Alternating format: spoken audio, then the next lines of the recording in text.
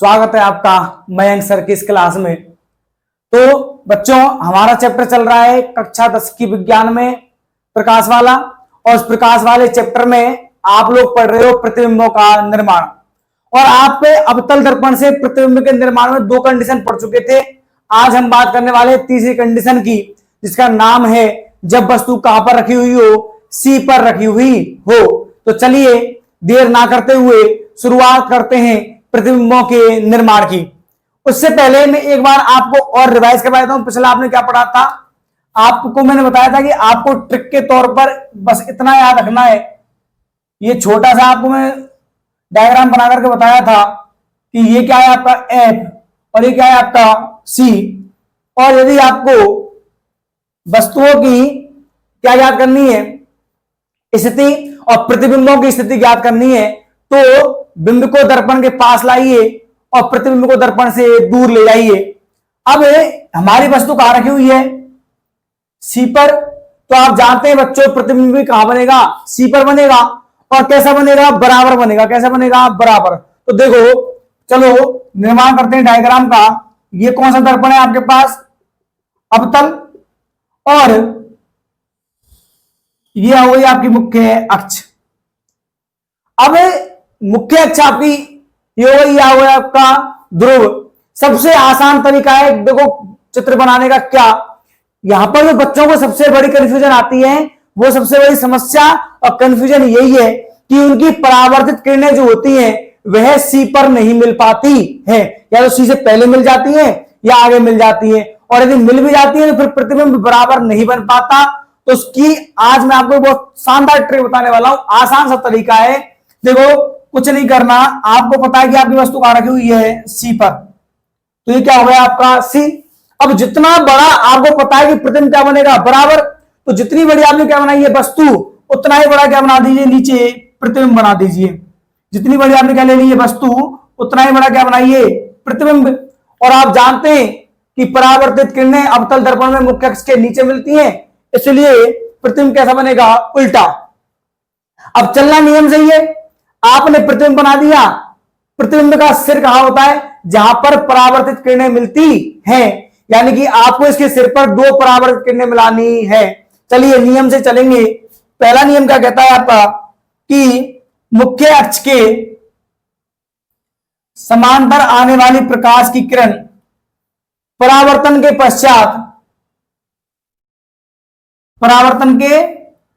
पश्चात कहां मिलती है? सॉरी, कहां से गुजरती है? आपके इस फोकस बिंदु से होकर के गुजरती है। आप जब स्केल की सहायता से खींचेंगे तो आप सीधा खींच सकते हैं आसानी से, ठीक है ना। तो आ गया आपका पहला नियम, यही है कि मुख्य अक्ष के समांतर आएगी तो फोकस बिंदु से होके जाएगी। मुझे दूसरा और तीसरा नियम में समांतर उपयोग नहीं करता, मैं सीधा कौन सा करने वाला हूं? चौथा। आप चाहो तो दूसरा भी उपयोग कर सकते हो, आप चाहो तो तीसरा नियम भी उपयोग कर सकते हो। चौथा नियम क्या है कि दर्पण के ध्रुव पर आने वाली प्रकाश की किरण जितना कोण बनाएगी, जाने वाली भी क्या बनाएगी? उतना ही कोण बनाएगी। तो ये कहां चली जाएगी? यहां पर। तो देखना, आप देख रहे हो कि दोनों प्रकाश की किरणें इसके इस सिर पर आगे मिल रही हैं। इस बिंदु को आपने क्या नाम दिया था? सी। तो आप देख पा रहे हो कि बिंब भी सी पर रखा हुआ है, प्रतिबिंब भी सी पर रखा हुआ है। और आपकी जो सबसे बड़ी समस्या है क्या कि बराबर नहीं बनता सर। प्रतिबिंब में प्रकाश की किरणें तो मिल रही हैं, सी पर भी मिल जाती हैं, लेकिन बहुत बार प्रतिबिंब बड़ा या छोटा बन जाता है, लेकिन बनना क्या चाहिए? बराबर। तो ये उसकी सबसे आसान तरीका है। यह डायग्राम इस ट्रिक से आप बनाएंगे तो आपका कभी गलत नहीं होगा। ये नियम मैंने चौथा उपयोग किया है, याद रखना। आप चाहो तो दूसरा भी ले सकते हो, तीसरा भी ले सकते हो। तो आप देख पा रहे हो आसानी से क्या बन गया? आपका डायग्राम बन गया है। अब वही बात कि प्रतिबिंब की क्या लेनी है आपको? स्थिति और इसके स्वरूप के बारे में क्या करनी है? बात। तो कहां बन रहा है बच्चों? यह बन रहा है सी पर। कैसा है? आपको पता है कि सी पर बनने वाले प्रतिबिंब क्या होते हैं? वस्तु के बराबर और वास्तविक और उल्टा। क्योंकि मुख्य अक्ष के नीचे बनने वाले सभी प्रतिबिंब कैसे होते हैं? वास्तविक और उल्टे। और मुख्य अक्ष के ऊपर बनने वाले प्रतिबिंब कैसे होते हैं? सदैव सीधे। और याद रखने का सिंपल सा तरीका देखो, ये क्या है? मुख्य अक्ष। हम कहां खड़े हुए, मुख्य अक्ष के ऊपर, तो हम अपने आप को क्या देख रहे हैं, दर्पण में सीधा देखते हैं ना, तो यानी कि जो मुख्य अक्ष के ऊपर बनेगा वह प्रतिबिंब कैसा होगा, सीधा होगा। तो कैसा होगा, यह प्रतिबिंब जो बन रहा है वो तो कैसा है, वास्तविक है, और कैसा है आपका उल्टा। तो इस प्रकार से यह आपकी तीसरी कंडीशन क्या हो गई है, यहां समाप्त हो गई है। अब बात करते हैं अगली कंडीशन की, और अगली कंडीशन क्या आएगी, वस्तु क्या आ जाएगी एक स्टेप आगे, और कहा सी और एफ के मध्य। तो आपका प्रतिबिंब कहां बनेगा बच्चों, पहले कहां बना हुआ था, सी पर, अब कहां बन जाएगा, सी और अनंत के बीच में। ठीक है, चलते हैं अगली कंडीशन पर, जिसका नाम होगा जब वस्तु सी और एफ के मध्य रखी हुई हो। कंडीशन है बच्चों आपकी, जब वस्तु कहां पर रखी हो, सी और एफ के मध्य। तो देखना कहां बनेगा आपका प्रतिबिंब, अनंत और सी के बीच में। तो चलिए करते हैं प्रतिबिंब का निर्माण। ये रहा आपका अवतल दर्पण, और ये रही आपकी मुख्य अक्ष, और ये क्या हो गया, ध्रुव। वस्तु कहां रखी हुई है, सी और एफ के मध्य। तो ये रहा आपका वस्तु। अब देखो मैंने पहले भी कहा था, फिर कह रहा हूं, इन बिंदुओं को बाद में दर्शाया करो, बस माइंड में रखो कि सी इधर होगा और एफ इधर होगा। तो पहला नियम क्या है, मुख्य अक्ष के क्या आएगी, समानांतर। तो परावर्तन के पश्चात कहां से जाएगी, आपकी प्रकाश किरण फोकस बिंदु से होकर के जाएगी। तो हमारा बिंदु क्या हो गया, फिक्स, कौन सा, एफ। अब चौथा नियम क्या कहता है, चौथा नियम आपका कि दर्पण के ध्रुव पर आने वाली प्रकाश की किरण जितना कोण बढ़ाती है, जाने वाली किरण में क्या बनाएगी, उतना ही कोण बनाएगी। यह प्रकाश किरण इधर जा रही है, इसलिए एरो का चिन्ह किधर बनेगा, इधर। अब जहां प्रकाश किरणें मिलती है बच्चों, वहां पर तीर के चिन्ह का मुंह और पैर कहां पर, मुख्य अक्ष पर। और ये क्या हो गया आपका सी। तो देखिए कंडीशन बनी नहीं बनी, कौन सी, जब वस्तु सी और एफ के क्या है, मध्य। तो वस्तु कहां है, सी और एफ के मध्य, और प्रतिबिंब कहां बन रहा है, सी और अनंत के बीच में।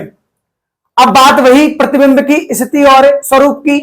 तो क्या लिखेंगे आप लिखेंगे कि प्रतिबिंब कहां बन रहा है, अनंत व सी के मध्य। और चूंकि प्रकाश की किरणें वास्तव में मिल रही हैं, इसलिए कैसी बनेंगी भैया, प्रतिबिंब बनेगा वास्तविक और उल्टा। और आपको दिख रहा है कैसा है, ये वस्तु से बड़ा। तो आपकी कितनी कंडीशन हो गई है, 4। अब बात करते हैं पांचवी कंडीशन की, जब वस्तु कहां पर रखी हुई हो, एफ पर। और आप जानते हैं जब वस्तु एफ पर होगी तो प्रतिबिंब कहां बनेगा, अनंत पर। तो चलिए करते हैं चित्र का निर्माण। ये रहा आपका अवतल दर्पण, और ये हो गई इसकी मुख्य अक्ष, और ये क्या हो गया इसका ध्रुव। वही नियम, वस्तु कहां पर रखी हुई है, एफ पर। ये कौन सा हो गया आपका मुख्य फोकस। ये रख दिया आपने वस्तु,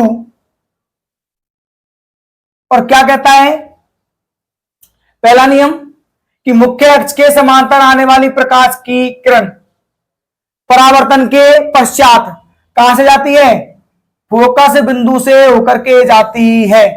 तो चली गई बच्चों फोकस बिंदु से, ठीक है ना, ये आ गई। और मैं फिर कहता हूं चौथा नियम हमारा फेवरेट नियम है, तो चौथा नियम अपन यूज कर लेते हैं। और चौथा नियम क्या है कि दर्पण के ध्रुव पर आपतित प्रकाश की किरण जितना कोण बनाती है, परावर्तित किरण भी उतना ही कोण बनाएगी। और इधर जा रही है इसलिए तीर का चिन्ह इधर। अब बस याद रखना मिलाना नहीं है, मिलाने की गलती मत करना, क्योंकि अपन जानते हैं कि प्रकाश किरणें कहां मिलेंगी, अनंत पर। तो अनंत तो फिक्स होता नहीं है, और यदि आपने मिला दिया तो फिर इसका मतलब आपने अनंत को फिक्स कर दिया। तो फिक्स मत करना, मिलाना नहीं है। वापिस वही प्रतिबिंब की स्थिति और स्वरूप। तो कहां बन रहा है बच्चों, अनंत पर बन रहा है। कैसा होगा, होगा तो वास्तविकी, और कैसा होगा, उल्टा। चाहे कहीं भी मिले प्रकाश किरणें, लेकिन वो कहां मिल रही हैं, अनंत पर जाकर मिल रही हैं।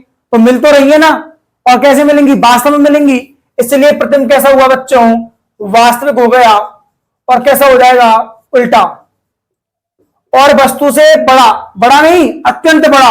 अनंत जन कहां है, मान लीजिए आपकी मुख्य अक्ष है और बहुत दूरी तक क्या है, अनंत। तो बड़ा नहीं बन रहा है, तो बहुत अत्यंत बड़ा बन रहा है। तो कैसा बनेगा, अत्यंत बड़ा। तो आपकी हो गई है 5 कंडीशन समाप्त।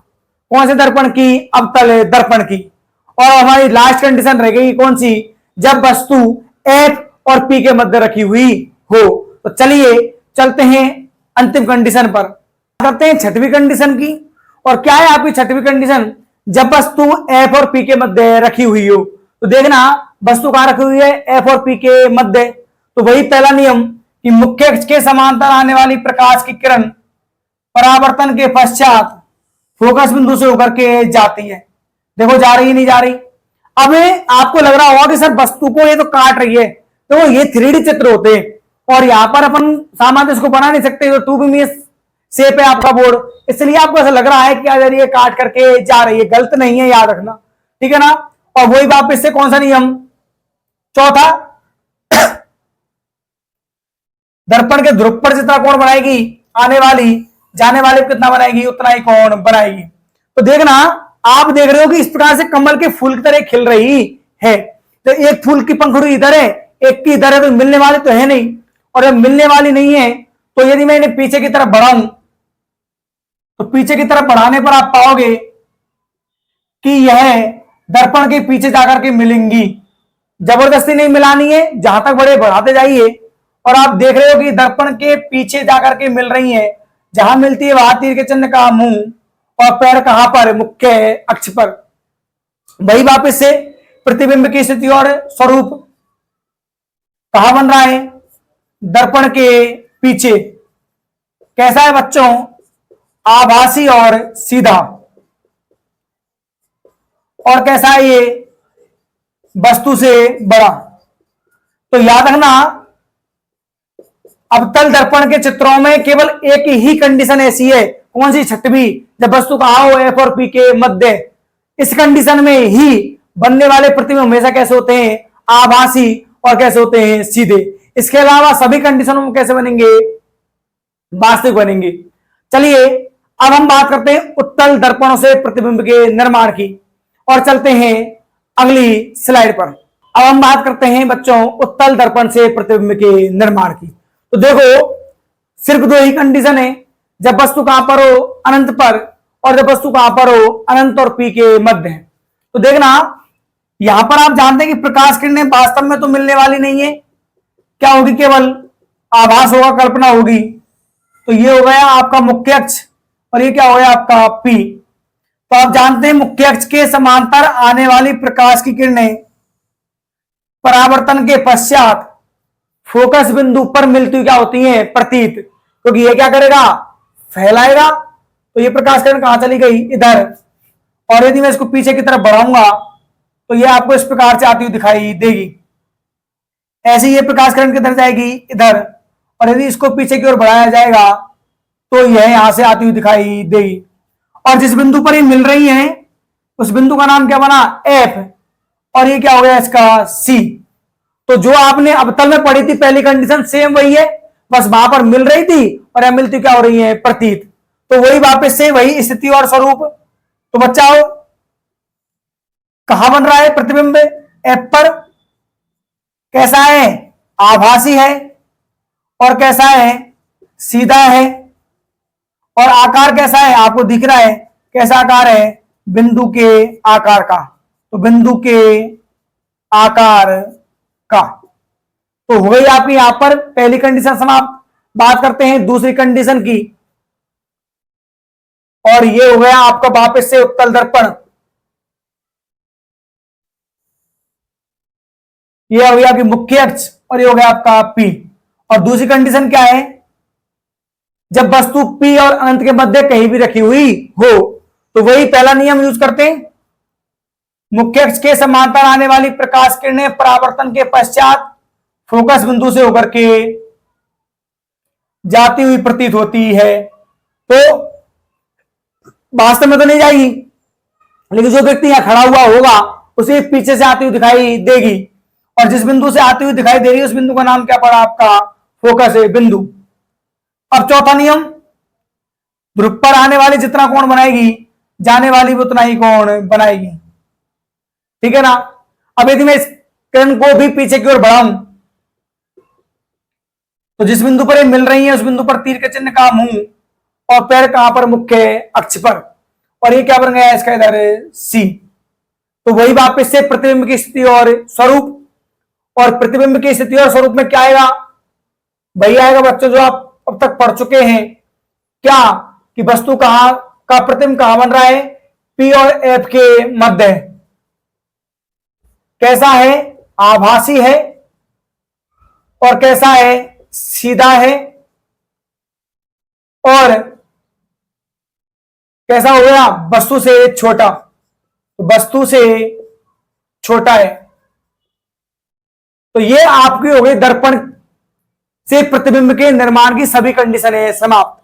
लेकिन आप यदि एक बात गौर करेंगे तो दोनों ही कौन से दर्पण है, उत्तल, और उत्तल दर्पण से प्रतिबिंब के निर्माण में आपने एक नई बात जानी है।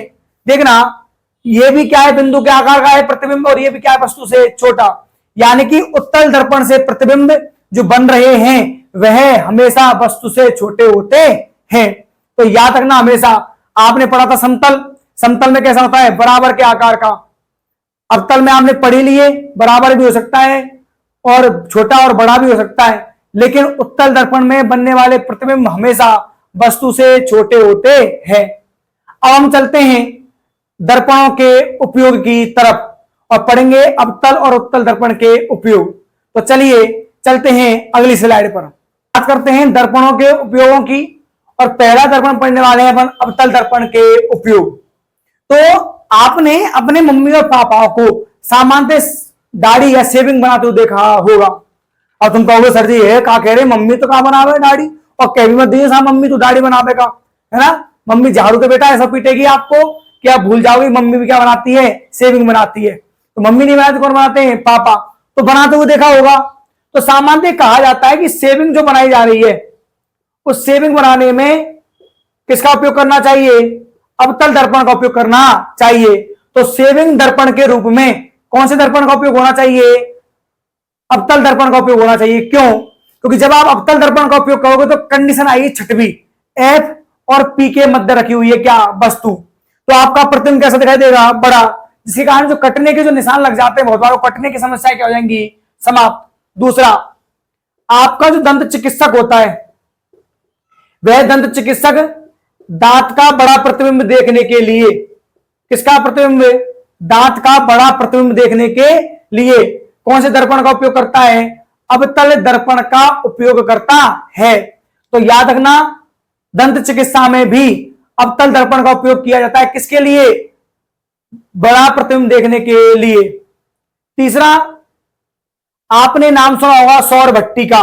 सौर मतलब सौर, सूर्य की ऊर्जा से, और भट्टी तो होती है भट्टी, तो सौर यानी सौर ऊर्जा से चलने वाली जो भट्टियां होती हैं, ऐसी भट्टियों में अवतल दर्पण का उपयोग किया जाता है। क्यों, क्योंकि आप जानते हैं कि अवतल दर्पण प्रकाश की किरणों को एक बिंदु पर क्या करता है, इकट्ठा करता है ना, कि भैया इकट्ठा कर लूंगा मैं तो किस पर, एक बिंदु पर। कौन कहता है, ये अवतल दर्पण, इसलिए सौर भट्टी में उसका उपयोग किया जाता है। और चौथा, आपने वाहन देखे होंगे, वाहन, और वाहनों की जो हेडलाइट्स होती है, जिसे हिंदी में आप बोलते हो अग्रदीप